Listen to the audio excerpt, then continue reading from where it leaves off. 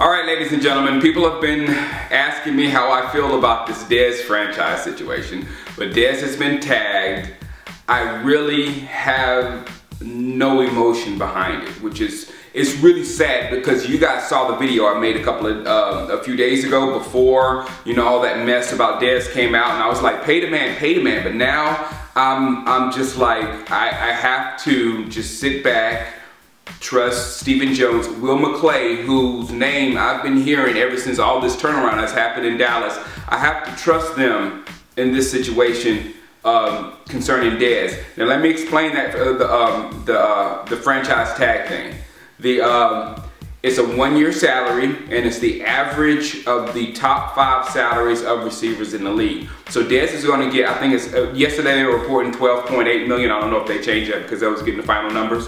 But yesterday it was looking like around $12.8 million, which is, in my opinion, well below what Dez is worth. So Dez still, to this day, is not getting, we're talking football. We're talking football on the field stuff. He hasn't got the amount that I feel that he deserves for what he does to the football team and how he affects our football team. I don't think so. Now, the question is, how is this going to affect Dez? Because again, personally, I probably would be a little teed off, you know, at this situation and maybe not go to training camp like a lot of guys do. And that's what I heard from, I think it was one of the reporters on ESPN said that Dez said he's going to show up, you know, right before the season or whatever, since it's just business. And Jerry told him, we'll franchise you, it's just business, don't take it personal. So don't take it personal when I don't show up. So you have to deal with the possibility of stuff like that, because you don't really have them under your contract, so you can make them come in and things of that sort, so they can stay out and things of that sort.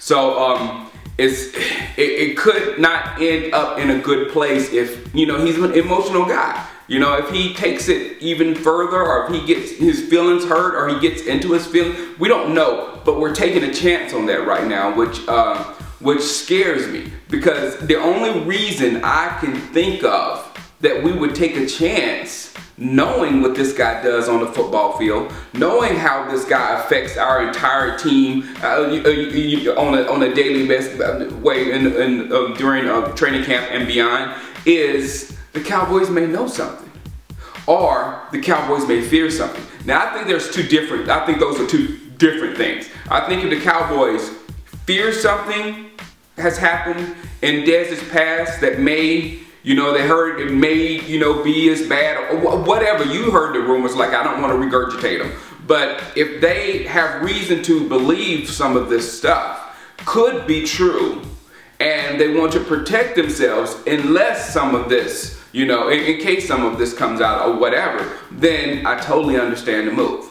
If they know what Dez has done in the past, and if it is something that would look bad on the franchise or whatever, then they need to act accordingly in that way.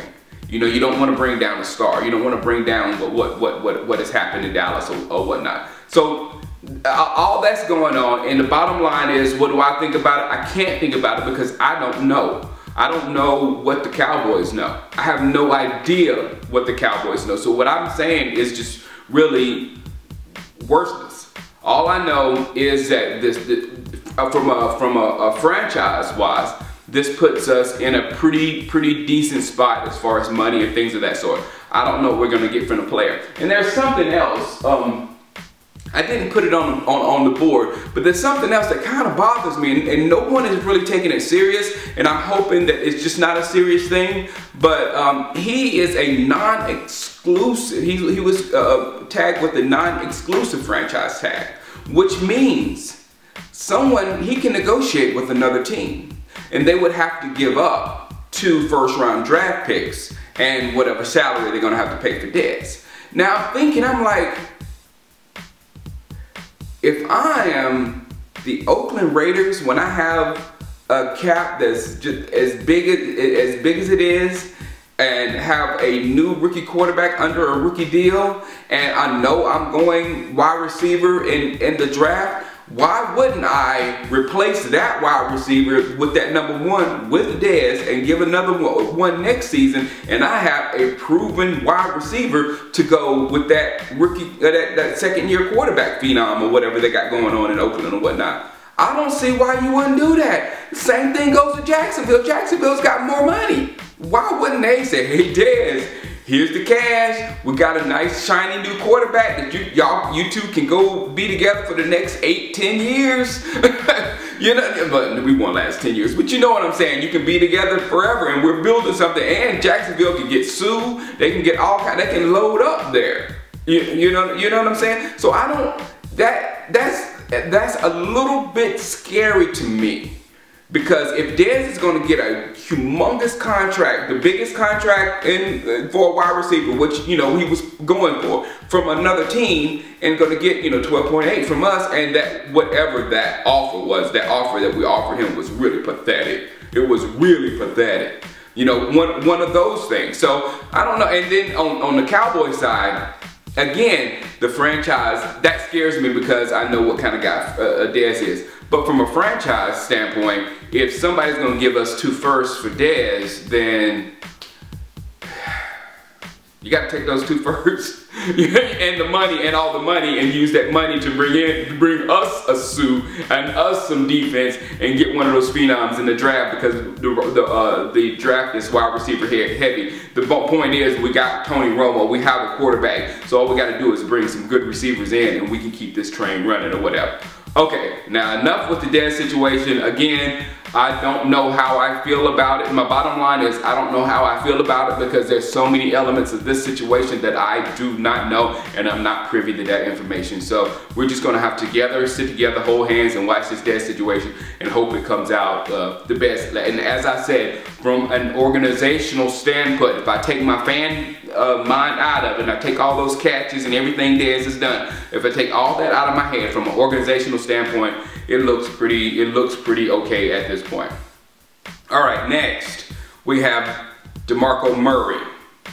This means DeMarco Murray is probably gone, and I really don't want that to happen, and it's simply because it is there. My Facebook page is blowing up with the DeMarco Murray conversation right now. I mean, Chris Bug Big Tex put a post on my page, and I mean, people are commenting on it like it's crazy, and I'm getting ready to go back and finish fighting with other people, because everybody's talking about, you know, again, people not giving DeMarco Murray his respect and what he's done with the Cowboy organization and all that kind of stuff. DeMarco Murray has been the same guy ever since he's been with the Cowboys.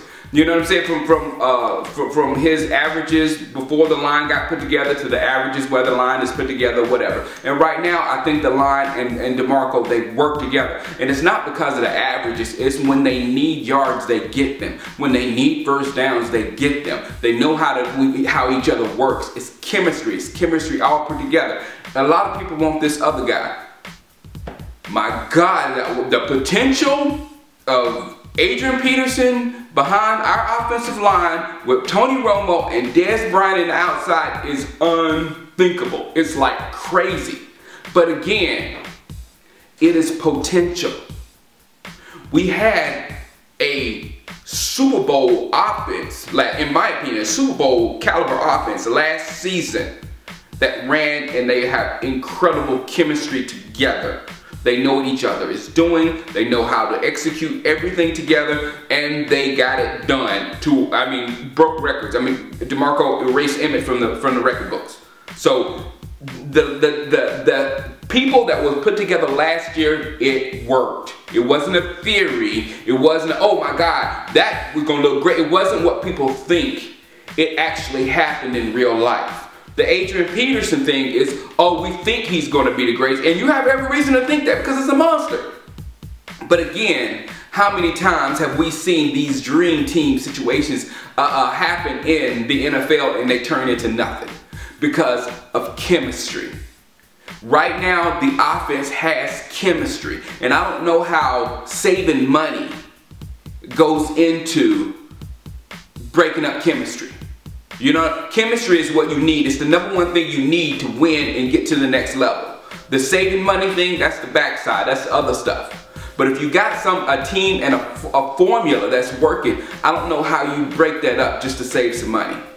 That doesn't commute to me. And then also the defense, because a lot of people are like, well, oh, we need defense. What? We should put all, I mean, I see I hate to say ignorant comments, but very ignorant comments. Oh, what you going to do? Spend all the money on offense and not try to help the defense? This is to the idiots. The idiots, our offense is our defense. Our offense, as long as they grind the football, stay on the field, and do not give the defense a chance to get off the bench, then the offense is doing the defense's job. If the offense does not have the ability to grind, and that's what a lot of people don't like about Murray, say, I want someone who can break it to the break it. Sometimes breaking that long run isn't the best thing. Sometimes getting that first down and then getting that next first down and then getting that next first down and then getting that touchdown is far, far, far, far, far better than a 70-yard run for a touchdown. It is. Because one, it eats clock. Two, it eats the other person's defense. And three, you still end up with those 7 points closer to the end of the game. It's a much better thing. So that's why I'm saying with this chemistry, what we got is working. And if you're gonna break it up, then you better be in a position to put things back together where it can grow to the level that it was last season. Sorry, video stopped. But we were on an elite level last year on offense. And it helped our defense tremendously. If you don't believe it, look at how long our defense was on the field last year and look at how they were on the year before when we were the worst defense in the league. They were on the field all the time. It was because we didn't run the football effectively. Period. So that's it in a nutshell. The best thing I can do is we just need to sit back and wait and see this thing develop.